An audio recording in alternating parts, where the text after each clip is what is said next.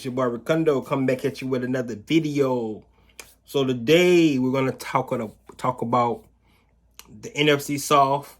What's the outlook for the future as we know it right now, based on some of the news we got this week, and then we're gonna talk about the defensive backfield.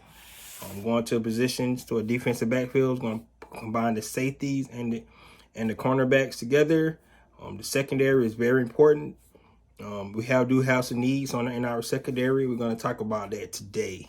But before we get into that, please, guys, subscribe to the channel. Please hit the like button. Please hit notification bell so you know when I drop another video. Please hit the share button so you can share my video throughout the YouTube universe.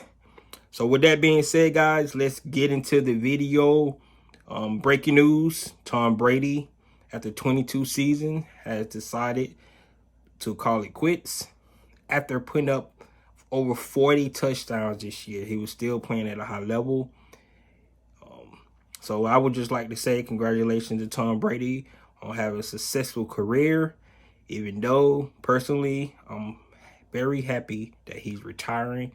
I hate the fact that one of his greatest Super Bowl wins against our Atlanta Falcons, the greatest comeback in Super Bowl history, he was part of that.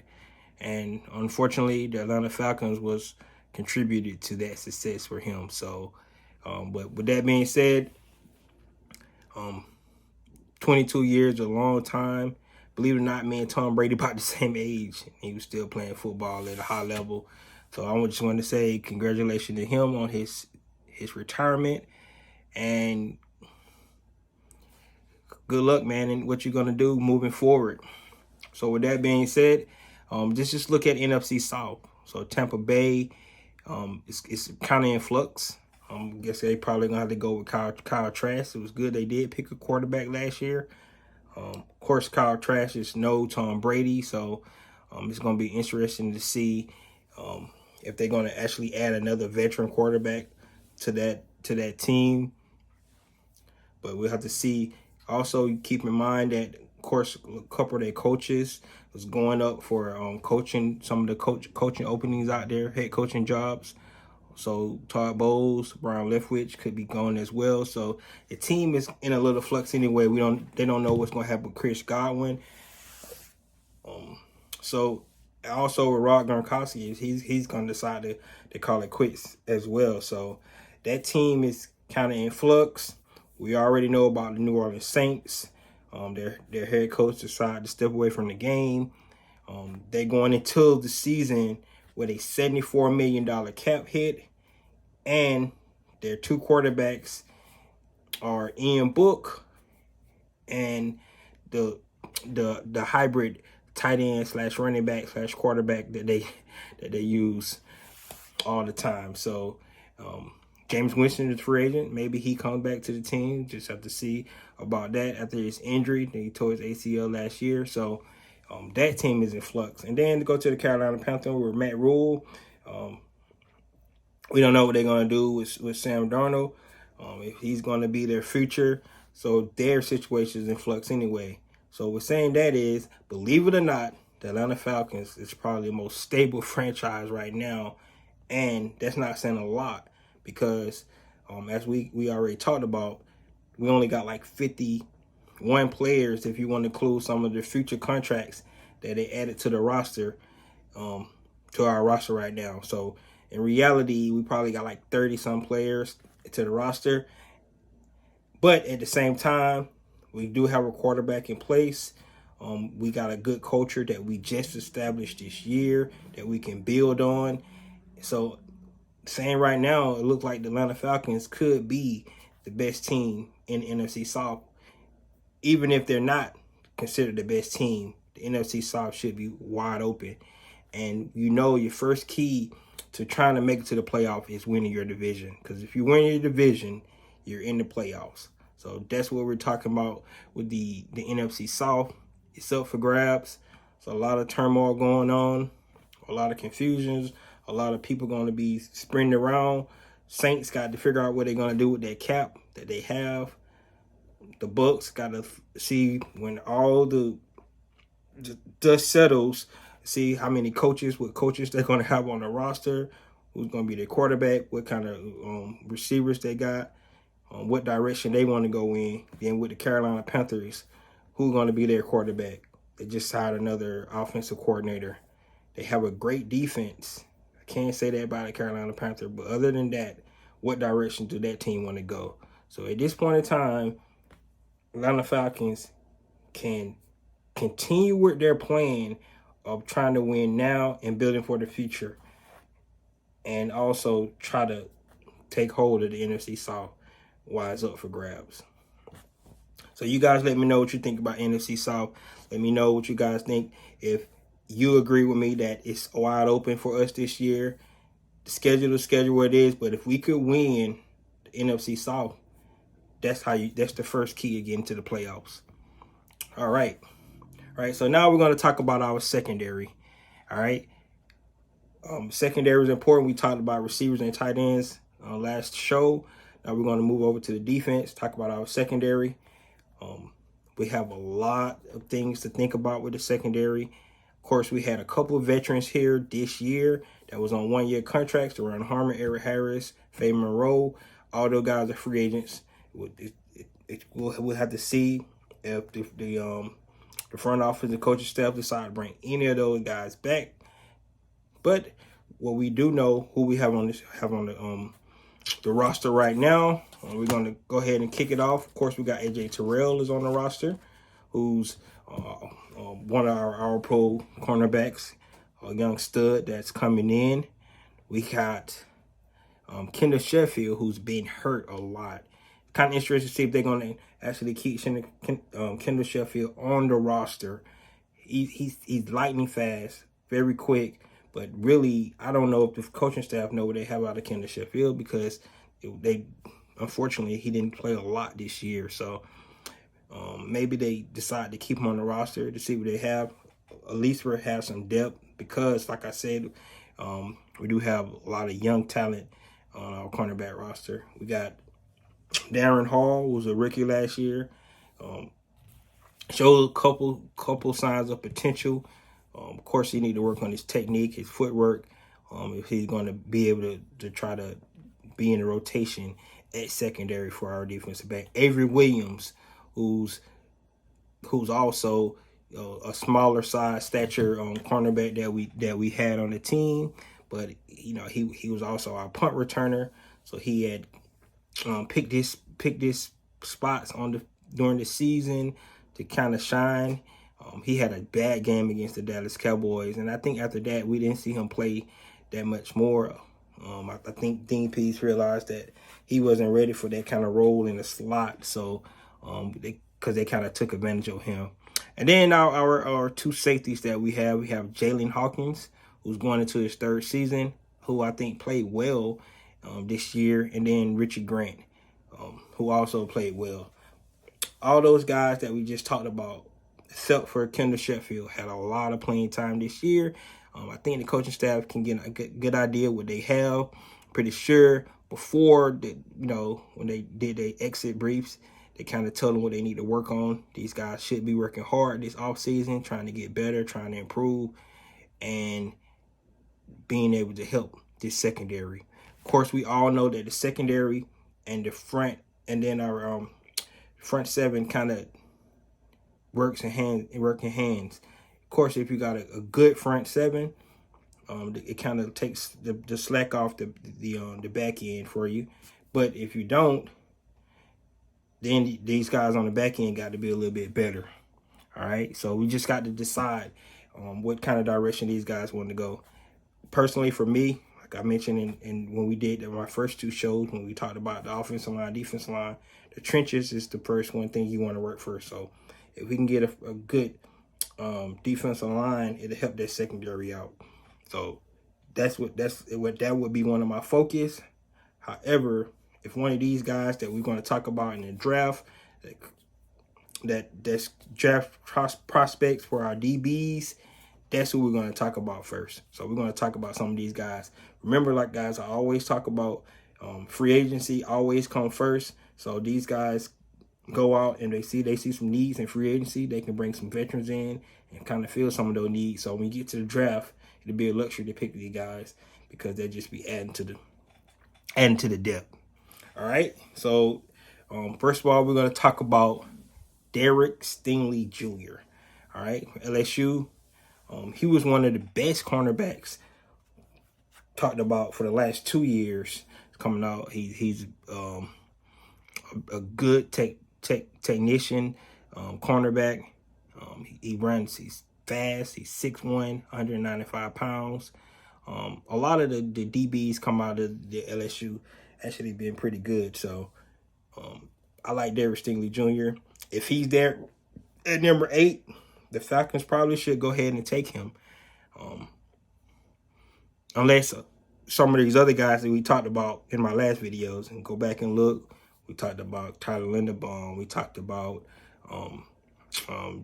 Thibodeau, we talked about Neal, any of those pass rushers, any of those defensive tackles, Jordan Davis. If any of those guys are there, hey, I probably would take them before I would take Derek Stingley Jr. But since cornerback is a need, because like I said, Faber Monroe was our starter last year. He's no longer here. So we only got AJ Tyrell. So cornerback is a need for this team. And if they don't feel that need in free agency, I'll definitely go ahead and pick somebody like Derek Stingley Jr. at number 8. And I think he already been mocked by one of the mock experts to be picked by the Atlanta Falcons. Next, you got Kyle Hamilton. Now, if both of these guys are there, Derek Stingley and Kyle Hamilton, definitely I'm going with Kyle Hamilton. I think his athleticism, the way he gets the ball, he can play. I think he can play slot, and I think he can play safety as well, both safety, free and strong. Kyle Hamilton is one of those guys that could have the potential to be a transcendent player in this league, the way he plays in college. So definitely, I would definitely pick Kyle Hamilton at number 8 if he's there on the board. Got a sneaking suspicion that he might not be there because he's already raise his stock up in the draft. So I don't think he's going to be there. But if he is going to be there, definitely we need to go ahead and take Kyle Hamilton. Next, we got Jaquan Brewster from Penn State. All right. He's 6'1", 200 pounds. Also a great, he plays strong safety for those guys. So we could put him in the slot. We don't know what they're going to do with Isaiah Oliver this year. So that's why Kyle Hamilton and a guy like Jaquan Brewster would be somebody that we definitely can look at to take those guys' place in the draft, because we definitely want to be able to have somebody that can actually be able to run a slot like Isaiah Oliver did. I think Isaiah Oliver had a big jump. I think he had found his niche with this team as being that slot corner. He was playing very well before he got hurt and went down. And if you can look at the way the defense played through that time, I think we started to play worse when Isaiah Oliver went out, because at that time, Dean Pease was trying to mix and match players. Like I said, he used Avery Williams in that spot. He tried to use Richie Grant in that spot. He tried to use Darren Hall in that spot. But none of those guys was able to play it the way Isaiah Oliver was playing that position before he got injured.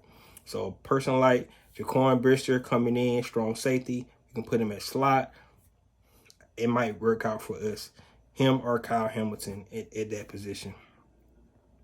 All right, next player is Trent McDuffie. He's 5'11", 195 pounds. Another player that we definitely could use into our secondary. And all these guys that's coming in, you guys all know they're all on the big board. Definitely somebody that we can actually look at. He's from Washington. We can take him, and some of these guys, compared to what we have on the field right now, could be day one starters. So if any of those guys we take. And then the last guy we're going to talk about is Sauce Gardner from Cincinnati. Of course, he was getting a lot of hype. If you look at the game he played against Alabama. He did okay. Of course, Alabama had some of their players go down in that game.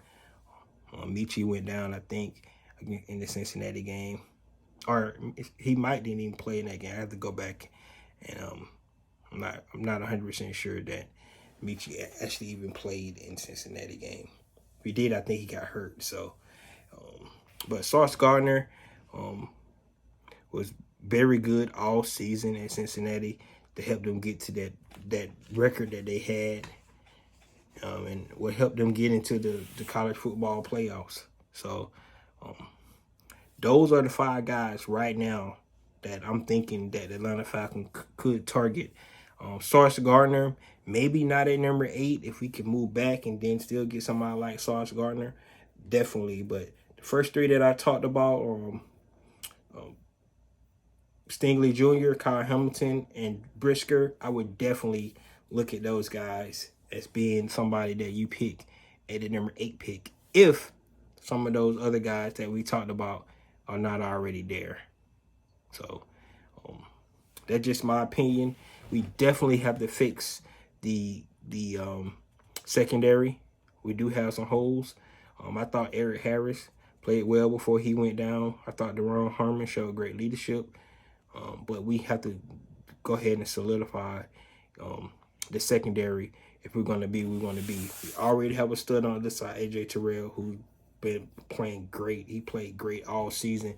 He actually played great his first 2 seasons, and only sky's the limit for that young cornerback. So if we can get him some help on the other side, definitely. Like I said, if we want to go free agents, bring a veteran in to fill that side. But then if we bring somebody like Derek Stingley Jr. in, we could have that two bookend cornerbacks that'd be very formidable tandem for receivers in NFL have to deal with. And then when you have that, Dean Pease could do so much more with the defense because now he got 2 guys on both ends going to be able to be able to hold their own. And now that I'm talking about it more, maybe Derek Stingley Jr. should be the way we go if we don't bring in a veteran cornerback, because having 2 great cornerbacks out there, and then you just have to worry about the slot and what you're going to do with that safety position, that's going to be what we need to do. So, of course, I'm not going to change on my stance of building the trenches first. We definitely need to go defensive tackle. We need to go pass rusher. Personally, I would double up on the interior and outside defensive line. That would be my what I would do.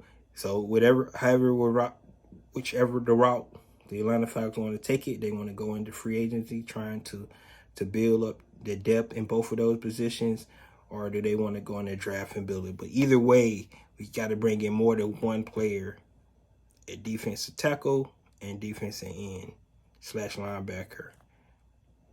And the same would be said for a secondary. We need to bring in more than one secondary player, either in free agency or in the draft. But guys, that's what I got for the secondary. Derek Stingley Jr., Kyle Hamilton, Jaquan Brewster, and Trent Mcduffie, and Sauce Gardner.